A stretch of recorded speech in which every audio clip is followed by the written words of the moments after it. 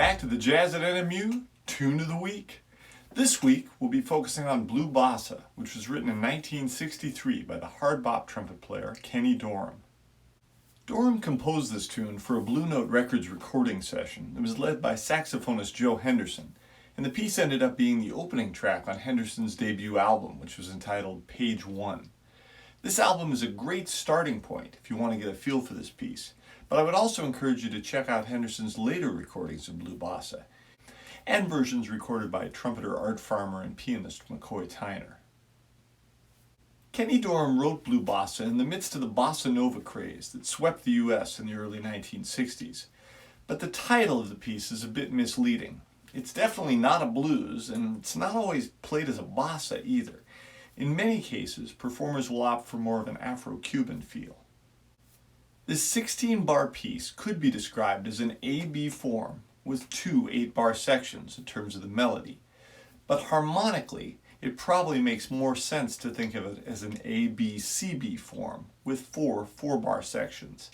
The second and fourth sections are basically identical. The A and B sections are in C minor, while the C section shifts briefly to D-flat major. This piece is often one of the first Latin tunes the beginning improvisers learned to play, and its lasting popularity probably has a lot to do with the fact that it's so straightforward harmonically. In other words, it's not too hard to sound good on this piece.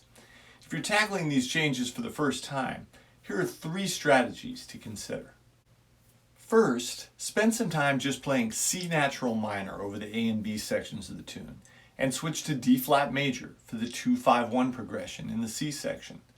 While this may sound overly simplistic, it's worth noting that this is precisely the material Kenny Dorham used to write the melody of Blue Bossa. As a next step, continue using C natural minor over the A section and D-flat major over the C section, but start trying to utilize C harmonic minor over the B sections of the piece instead. This is an effective scale to use in many cases over a minor 2-5-1 progression like this, because it gives you the B natural on those G7 flat 9 chords, which is the leading tone in C minor. Finally, once you feel comfortable using these basic scales over large sections of the piece, I'd encourage you to dive deeper into the various scale possibilities for each of these chords, and explore the different sounds that they can offer. This takes some time. You'll need to slow down, isolate specific chords, and utilize a lot of repetition as you practice, but it's definitely worth the effort. All of that's probably enough to get you started and keep you busy for a while. I hope you enjoy working on this tune this week. It's a lot of fun to play through these changes. In the meantime, I hope you enjoy this brief performance of Blue Bossa.